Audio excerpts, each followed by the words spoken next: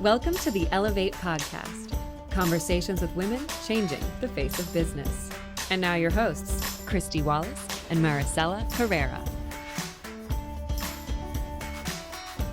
Hello and welcome to the Ellevate podcast. This is your host, Kristy Wallace, with my special guest co-host, Megan Oliver. Megan, hello. Hello again.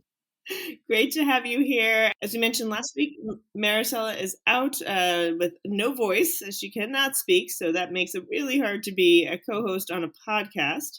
But we're fortunate that we've got a bench here of talented and spectacular individuals who can jump on in. And so, Megan, thanks for joining us. Thank you so much. It's been my honor and my excitement. I know Maricella was actually the one that suggested me. I was trying to find a place where I could reschedule it, and she said, "Megan, why don't you just do it?" And I was like, "Oh, Yay, yay. So Megan, the past couple of weeks, we have really been celebrating Judge Katanji Brown Jackson, who was recently confirmed by the Senate to become the first Black woman to serve as a Supreme Court justice. And that's wonderful. We're so excited for her. We hope this is the first of many.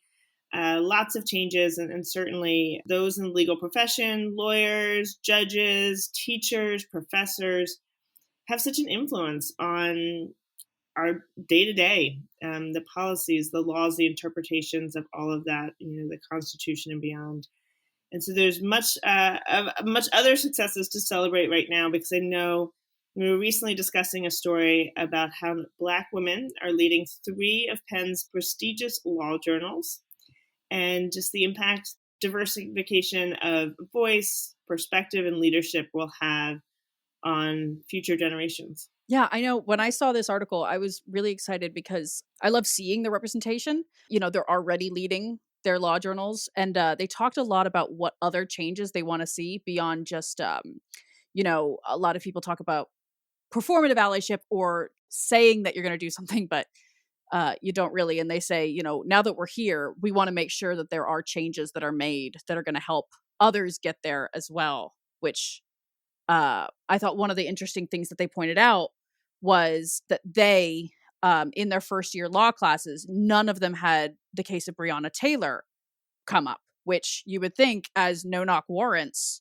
are increasingly, understandably, controversial and are often being argued as their validity, that might have come up. But they said that was something that was an opportunity that was lost, and they mentioned it as being quite disheartening. Of course. No, I understand. I mean, we heard that in the podcast and during roundtables and elsewhere from our community, women in the workplace who said, just was not acknowledged or glossed over. And, when you bring your whole self to your workplace, what's happening in this world, it impacts you deeply. And to be honest, it shouldn't just impact you, it should impact everyone. The people who work alongside of you, who care about these issues, who want to see, equality and equity, and want to see change. And so I applaud Simone Hunter Hobson, Layla June West, and Kyla Sherrod for their leadership and leading the University of Penn Law Review journals, but also for talking honestly about the things that have to change and how they can be drivers of change within their university. Yeah. And I think it's just always really important, especially we've talked a lot about teachers on the podcast. There was that one article we talked about, or you guys talked about a while ago, about the professor who went on the record as saying that we shouldn't be hiring women for STEM. And in response, one of his students created a STEM scholarship for that college, specifically to attract more women to STEM to the college, which I thought was such an amazing response. But really, I do think it's teachers' duties to make sure, in the same way that it's employers' duties to make sure that their employees, their needs are being met, and that we're not just talking about one point of view, but so many other points of view. I remember one of the things that really meant something to me was the day after, or the day of the Derek Chauvin trial.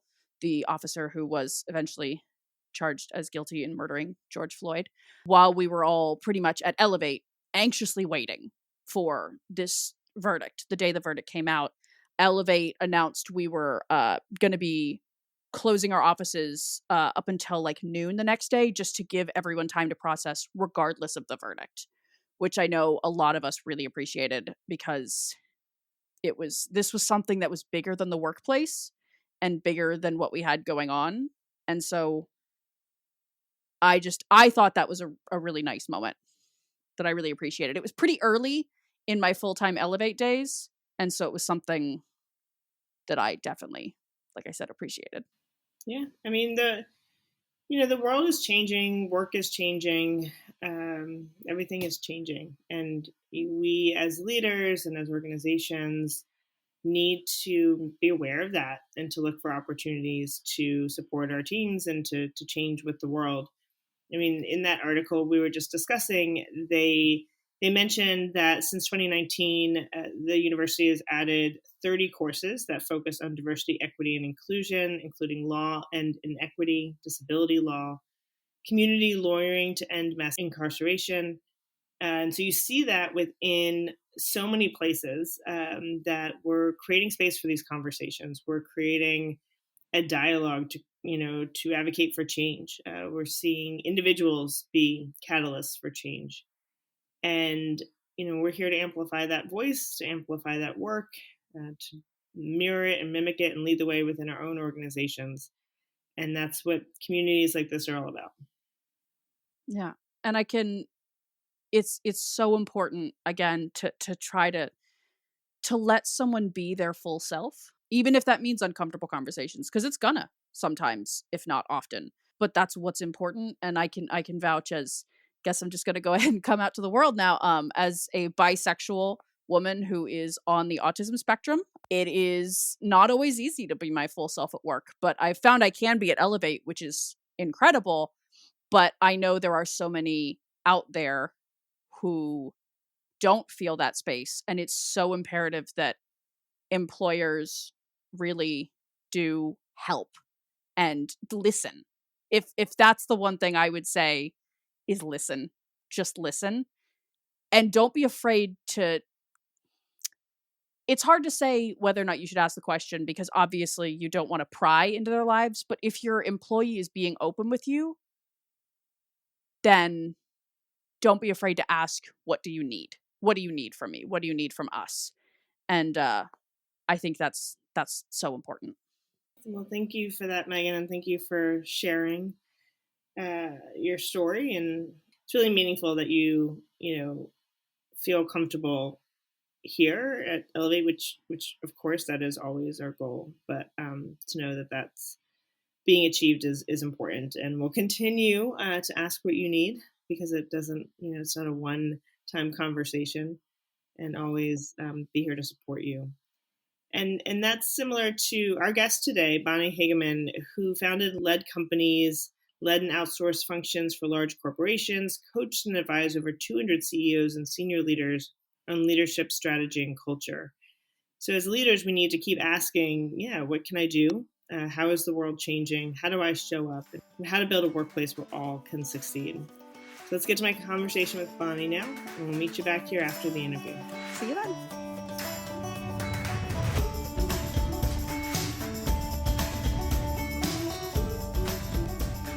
Hello, Bonnie, and welcome to the Ellevate podcast. Thank you so much. It's a pleasure to be here. I can't wait to dive into all things women on boards and your book and everything in between. But let's first learn a little bit more about you. Would you mind sharing a bit about your story and how you got to where you are today? Sure, I'll be happy to. So today, just to start from today and go backwards a little bit, I am the CEO of EDA. It's a human capital and technology firm. And our mission is to help companies create compelling cultures through talent and technology. And so I'm going to fill in the blank here. I started out in Western Oklahoma on a large farm. I'm a farm girl. And so it's a long ways from there to where I am today. But I grew up there, working hard. The work ethic was number one in my life. And started out thinking I was going to teach literature at the university. But as I was paying my dues, teaching 3 years of high school English, I decided there was no possible way that was going to be my life's path. So I quickly switched over and moved into corporate and have been there ever since. And I did some management work early on, but my degree was in counseling psychology, my master's. Ended up getting recruited by CPP, the publisher of the Myers-Briggs. And I worked for them for 5 years. And that was really where my life, took off as far as my career path. After I left them, because no one above me was moving and I wanted to do some new things. And so I started my own firm in 2001, a human capital firm, and did leadership development, acquired a company, EDA, in 2007. And then we started building technology in 2012. So, that's the work stuff. And then recently in 2018, I co-founded the network Women Execs on Boards, which is a group of women who have completed board governance at Harvard Business School. And so that's my other major passion, is helping with gender equality in the boardrooms and at the top of the house in the companies. Oh my goodness. How do you find time for all that? Well, the 12-hour days, 14-hour days, usually that's how I find the time. I mean, you haven't even touched on all of the books and thought leadership that you've created as well. True. Well, the problem with growing up on a farm is you're taught that the absolute enemy in life is laziness. And so I probably have more trouble relaxing than the average person. So I work a lot, and I wish I could change that about myself, but it's so ingrained that I do try to do a little bit better with balance, but I do put in a lot of hours. Well, I want to first, there's so much to talk about here, but let's start with EDA, where you are, your mission is to make work culture visible to leaders, boards, investors. What does that mean, and how do you do it? And why does it matter? Yeah, so I know why it matters, but share with our listeners why. Yeah, let's talk about that. Yeah, exactly. So, well, what happened was, my business, EDA, the company has been in business since 1982. We acquired it in 2007. And historically, it was called Executive Development Associates. We shortened it because we started adding technology. But what we do is we go into companies and we work with their leaders to be better leaders, so that, initially that was it was just services. And so we did coaching, and we built corporate education, and, all kinds of things to help leaders, succession planning, all that. And then when we started building technology, our vision really grew as we were building it, because what we realized is that the board members can't get a gauge on culture. It's really hard for anyone to see what's going on in your culture. Even the leaders, the best thing we've had really is just our culture surveys. That's it. Engagement surveys, things like that. That's the best we've had. But with technology, what's great is we're going to be able to do a lot better. So our new platform that is rolling out in March, and it's quite robust, is designed to make culture visible to the leaders, so that they can create conducive environments for employees. So what happens is we're doing that by being the one-stop shop for all enterprise-wide surveys. Any kind of survey that you want in your company, will have templates for every department, from sales to operations to IT, even your customer surveys. Not that that's going to feed into your culture, but just so you don't have to have another platform, you can do all of your customer surveys on our platform. And then we give a big nod to HR and leadership development, where we've put all of our proprietary tools right in the platform. And we did that so that they will have a culture survey, they'll have a 360, they'll have everything they need. And all that data feeds in, along with, if they choose to have it, they can have AI, which would give you real-time data on your culture. And we want leaders to be able to drill down all the way to the team level to say, oh, I got an alert over here that, things are not going as well as this department. Let me go see what's going on.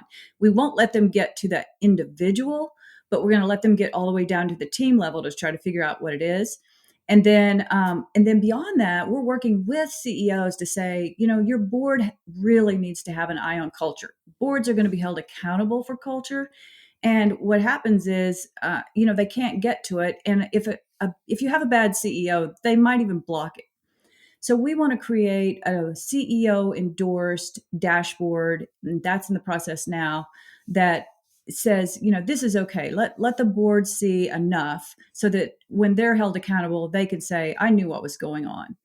At least to be able to ask good questions when they're in the board meetings. And then we want investors to be able to have a high level view on the culture, and we want employees so that they can make good informed potential, employment decisions. So that's what we're doing with our technology. We're super excited about it because we feel like we're going to, enable the leaders to create great cultures.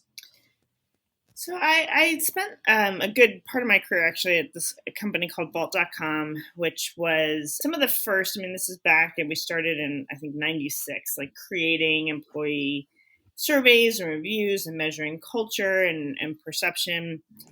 And there's one thing that comes to mind as I hear this, which is that oftentimes businesses don't want to know the answer.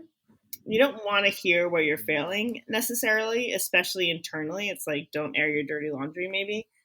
And yet it's so critical and it's so important. And if you care about, engagement and satisfaction and retention and new hiring and so many of these key business metrics, this is an aspect of your business culture that is critical to really address and to, make progress on.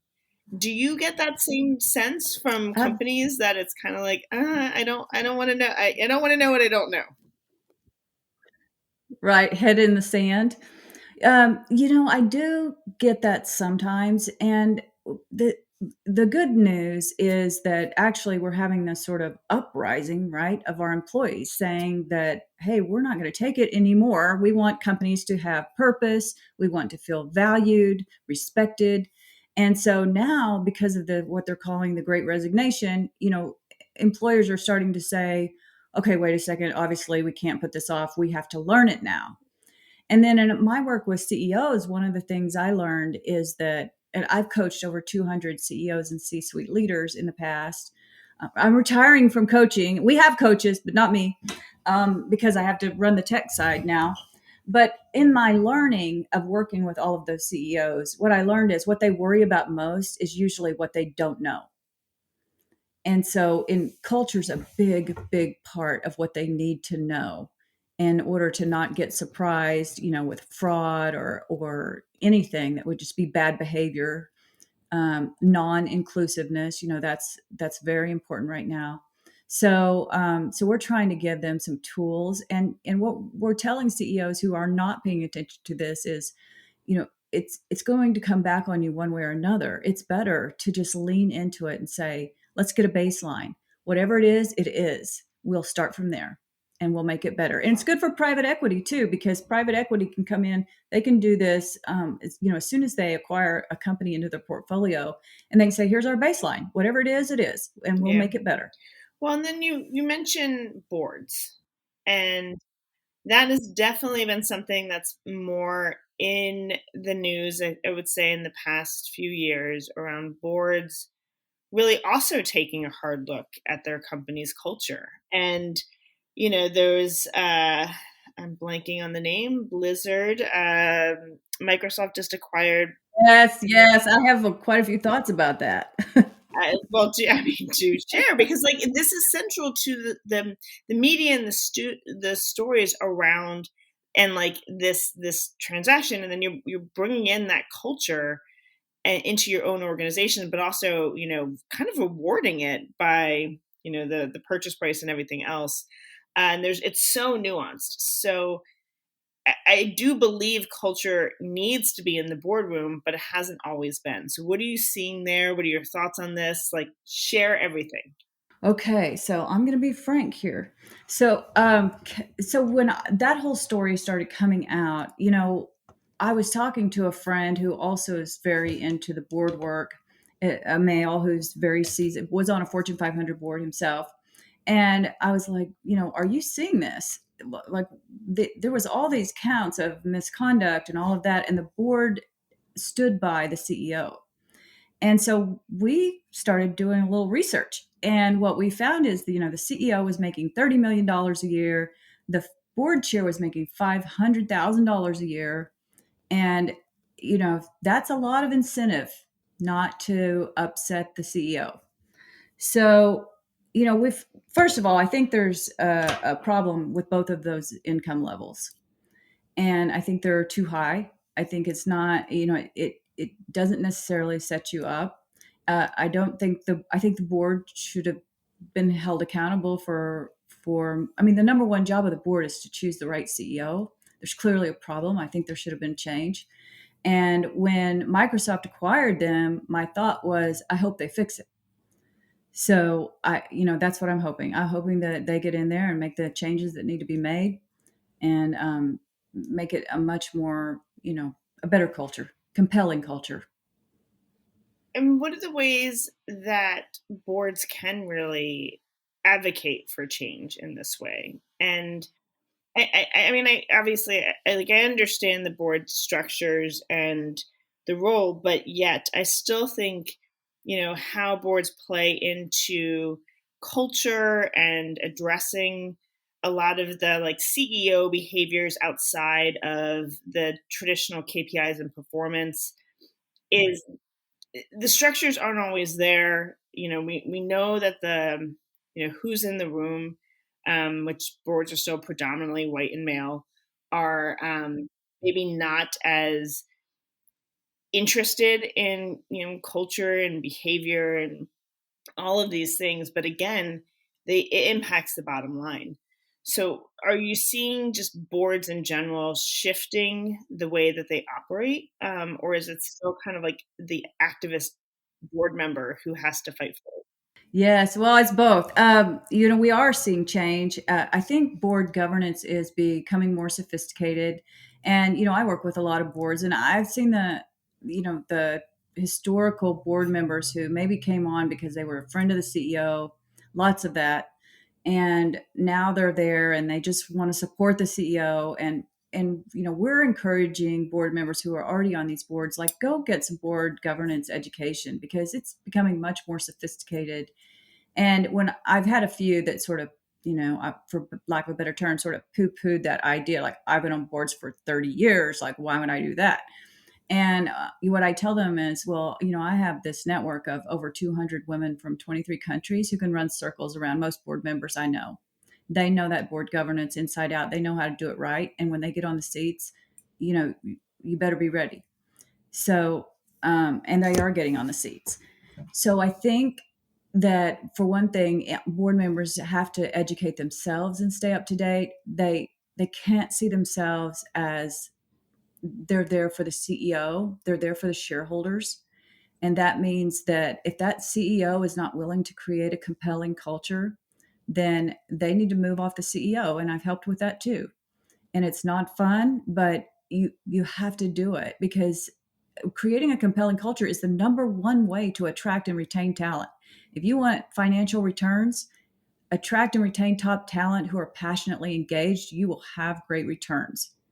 So that, it's so important now, especially now. And how do we get more diversity in those boardrooms, right? So boards Yes. do have an influence. We've talked a lot about lack of diversity, women, gender diversity, racial and ethnic diversity. It needs to change, right? And Correct. we know this, but yet we hear, there's sometimes there's not enough openings on boards. People can stay on boards for a long time. Sometimes there's always there's a pipeline problem. There's not enough women CEOs. You're going to get me on my soapbox. I want you to get on your soapbox, Bonnie, because this really is. I mean, there's just it's it's like when you're kind of dealing with a 2-year-old who's just, like, why? No, like irrational. We're like, none of this makes sense. Trust me, vegetables are good for you. What are we doing here, Bonnie? Well, Kristy, so here's the thing. So I still occasionally hear this, and we saw this come out when the SEC said we're going to go ahead and we're going to back the NASDAQ, who says you have to have at least one woman on your board, or and one diverse candidate outside of just gender, or we want to know why not. And so there was a big, brouhaha, and the SEC said we're backing it. So when that came out, then there were some people who were saying that was not the right thing because there weren't enough qualified women, which again makes me furious because these women are, like I said, can run circles around the board members that I know. They may not have been in the CEO seat, but they've been in these C-suites, and they are absolutely capable. And we need more than just a bunch of CEOs on the board. So we need someone who understands talent. We need someone who understands technology, operations, acquisitions. You need the various things. You don't need just people who've been CEOs. And so that's one piece. We are making progress, and we're all proud of the progress that we're making, where we've got 20%, even maybe 30% sometimes of women on boards, but we're 50% of the workforce. And so we need to be 50% in senior executive positions and on the boards. And so the first thing we have to do is get these women up into these senior positions. I mean, we all simultaneously, we have to be getting women on boards. And like in our network, these women who have been through the board governance at Harvard, our mission is to get ourselves on boards and then start pulling other women up. Because once you get on a board, you can say, hey, I want to see your diversity statistics. I want to see your succession plan, and I want to know the statistics of how many women, how many, diverse of the various diverse backgrounds that we have here. And then we want to set a goal. So we want to know our baseline. We want to set a goal, and we want, to make a change. And that's when you get in these powerful seats, you can make change, but we have to get in those seats. So that's part of it. And then I have a controversial thing to throw in here. I actually think we need policy change. I think we need policy enforcement because we're not getting there fast enough. And so you believe in quotas and really having, organizations. Yes, that's what I mean. Yes. We saw it in California. We see it in Europe. We see it, I think it was the New York Stock Exchange. Yes. Are putting in clear expectations. And is that driving change? It is. Like in Europe, absolutely. And I think, and I'm not usually like this. I'm not usually a person who would advocate for policy on something like this. But when you see the statistics and the fact that we even have been set back in women advancing because of COVID, then, I think we're going to have to move faster. The United Nations put out a report that says, I think we're like 216 years from reaching gender equality at our current pace. And that's in everything, from pay to opportunities, everything. Everybody wins when you have women at the top. And I don't mean just women. I absolutely believe we need both. And it's more interesting with both, and I had a man say this one time. He said, it's less interesting to have just a group of men sitting around the table than have both. I feel the same way. It's more interesting if we have both and a good mix of diverse people. But we have to get in those positions of power and make the change. I agree. I mean, the business case for diversity in leadership on boards and beyond has been proven again and again. It is nothing new.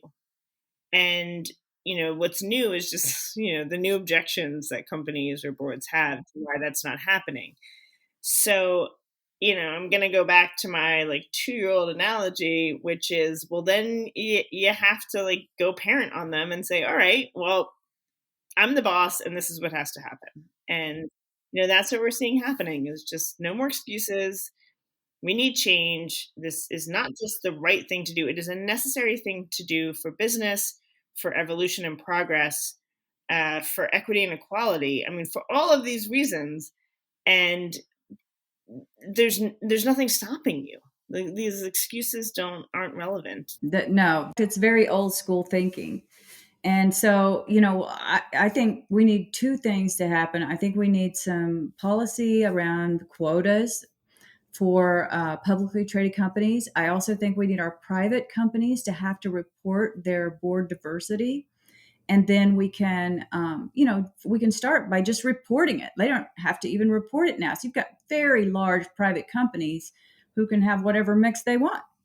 And they really impact our economy. And so I think we should have to have just the reporting for starters, and then we can get to a place where we can have that. Because here's the other thing, Kristy, this is something we don't even have to have quotas for this.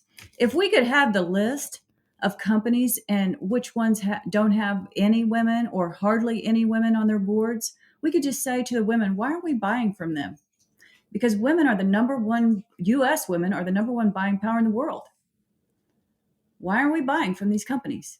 And if we stop working for them, and if we stop, exactly. Why are we doing that? Let's stop. We have this collective power, as you said, we're more than 50% of the workforce and population, and we have a collective power. And how do we come together and not just advocate for this change, because we have been advocating for way too long, but take a stronger stand and say, I won't buy from you. I won't work for you. I won't be a part of this.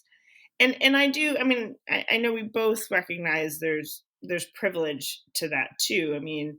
In being able to walk away from a company, or being able to, potentially pay more money for a product. But at the same time, those of us that do have the privilege, let's take a bigger stand and lift all women up, and underserved and under-recognized populations, because this has to be a time of change.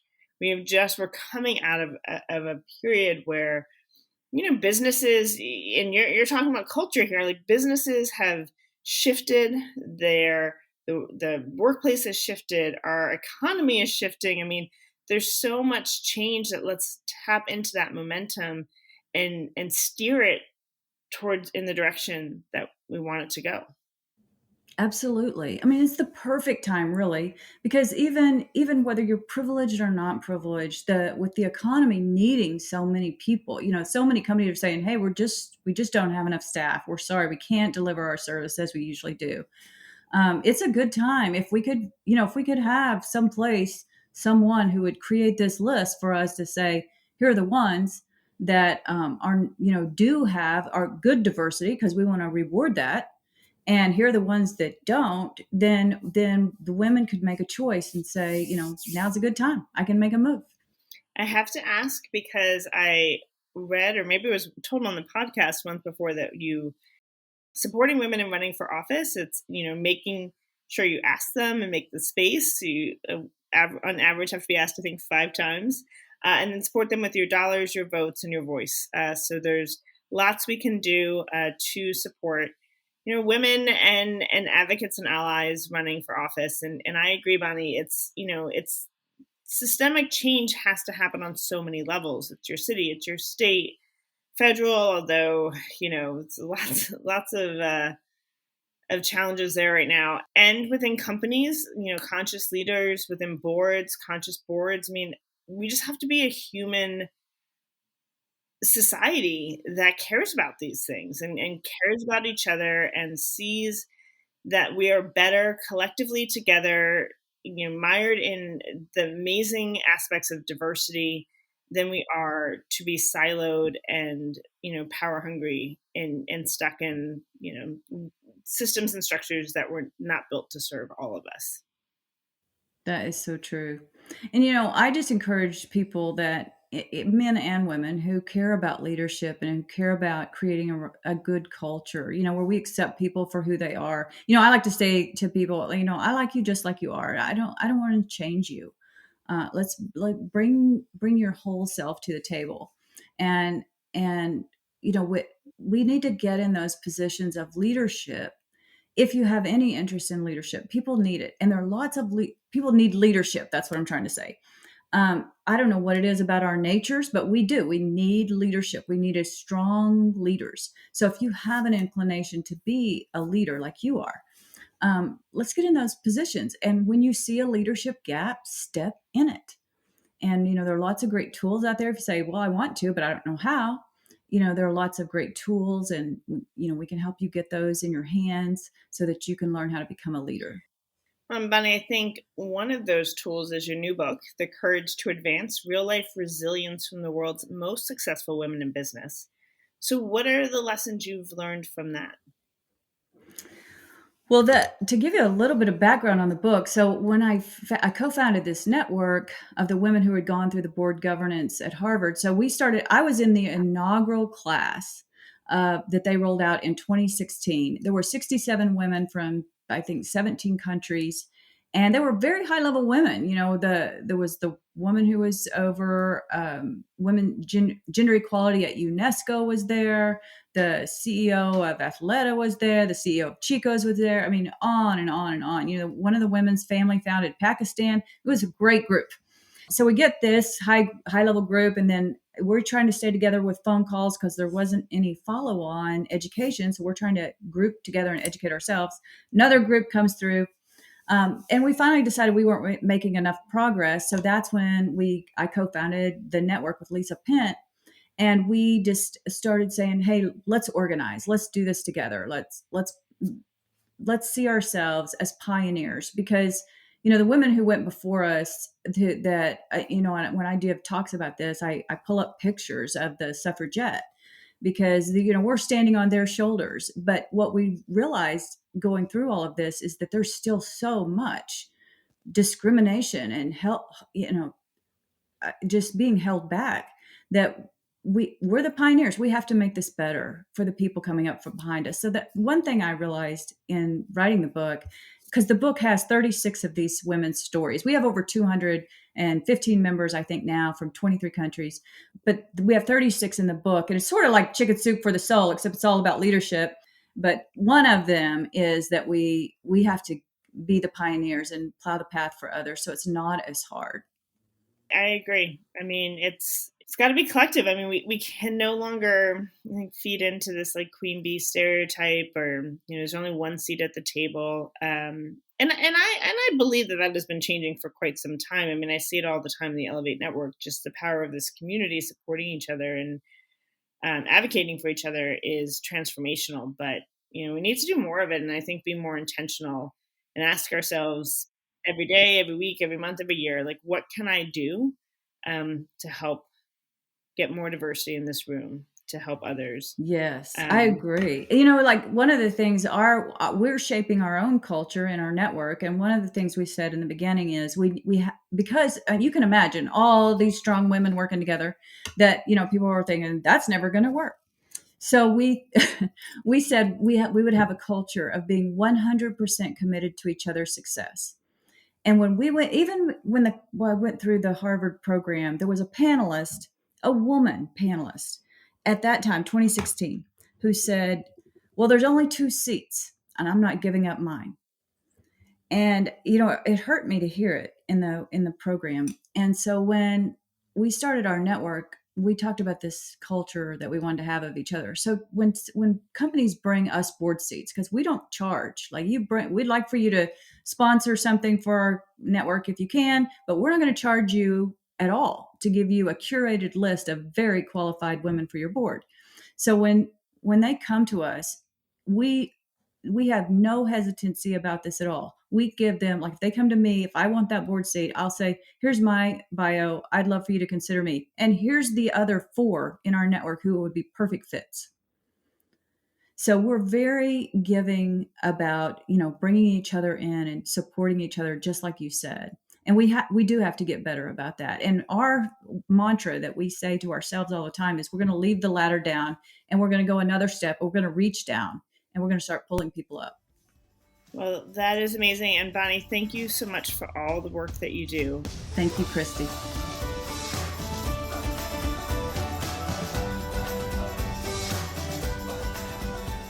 All right, welcome back. Maricella, did you enjoy? Megan, did you enjoy that conversation? You should keep that in, Catherine. That's actually really funny.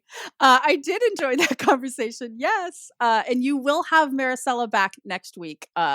So don't worry, you will get your regular dose of Maricella, listeners, I promise. But I've been looking forward to Bonnie's interview for a while. When we got her booked, I was really excited for her to be able to share her story with the whole Ellevate community and all of our listeners.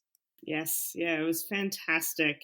If you're seeking some more inspiration, some more advice, some more ways to continue to grow as a professional and a human, we encourage you to join an upcoming roundtable. In our Rising Leaders Roundtable, we're going to talk about vulnerability and leadership. If you're an entrepreneur or business owner, we will be discussing growing your influence with podcasting. Wink, wink, we're doing it here. We'd love to create space for you to think about starting your own podcast or being a guest on podcasts. And with our Women Seeking Confidence Roundtable, the grit and growth mindset is where we'll be directing our attention and conversations, giving you actionable tips on how to really embrace a grit and growth mindset to help you tackle the world and the workplace. Yeah. Those are always so much fun. I have a tendency to go to, they're all amazing, but I love Rising Leaders and Women Seeking Confidence. Those are the ones that you're most likely to see me at. Those communities that show up to them are just so supportive and so thoughtful. I've gotten tips and advice and questions that I never would have asked myself just from showing up to one of those roundtables. Yes. Yeah. I agree. The executive roundtable has really been a space of inspiration for me. And I learn so much. I mean, just getting advice from other leaders on, if it's tackling Q2 goals, motivating your team, leading through adversity, or, communicating with confidence. And there's so many things that we cover that it's not just, it doesn't feel like you're just being spoken to, like you're really engaged in dialogue, where you're getting perspective from many people, finding out how they navigate these situations and being able to add your own advice too. Yeah. And speaking as somebody who I obviously earlier came out as being on the autism spectrum, networking and communication and connection is not always the easiest for me. But I genuinely find these to be very engaging and welcoming and supportive spaces wherever you're at in your life and whatever communication style fits you best. I've really found them to be incredibly helpful. Yes, yes. And we want to see you succeed just like our history makers this week. So let's celebrate Janice Pettyjohn, who became the first woman hired for a full-time football position at Howard University. Yay. Kathy Pune McEldowney became the first woman and first Korean-American attorney to helm the Marin Marvel National Law Firm. Brenda Perez is set to become the first woman and first person of color to serve as chief of the Brockton Police. Punka Wee Victors became the first Native American woman to serve as chair of the Kansas House of Representatives. Dawn Diminick is the first woman to study military chaplaincy at BYU, a program previously exclusive to men. And Avani Prashant will become the first Indian woman golfer to play a competitive round at the fabled Augusta National Golf Club. Oh, goodness. We love these firsts. So if you are celebrating a first or want to share one with us, please reach out to us on social media. We would love to hear from you. And next week, we'll be hearing from Sarah Sheehan. Sarah is the co-founder and president of Bravely. Her background in HR and as a sales leader have made her passionate about helping companies build healthy cultures. Megan, thank you for being my co-host the past 2 weeks. It's always been fun. And on to next week. On to next week. See you guys then, even if I'll just be in the background. Thanks so much for listening to Ellevate. If you like what you hear, help a girl out. Subscribe to the Ellevate podcast on iTunes. Give us 5 stars and share your review. Also, don't forget to follow us on Twitter at Ellevate NTWK, that's Ellevate Network, and become a member. You can learn all about membership and all the great things that Ellevate Network is doing at our website, www.ellevatenetwork.com. That's ELLEVATE network.com. And special thanks to our producer, Catherine Heller. She rocks. And to our voiceover artist, Rachel Griesinger. Thanks so much, and join us next week.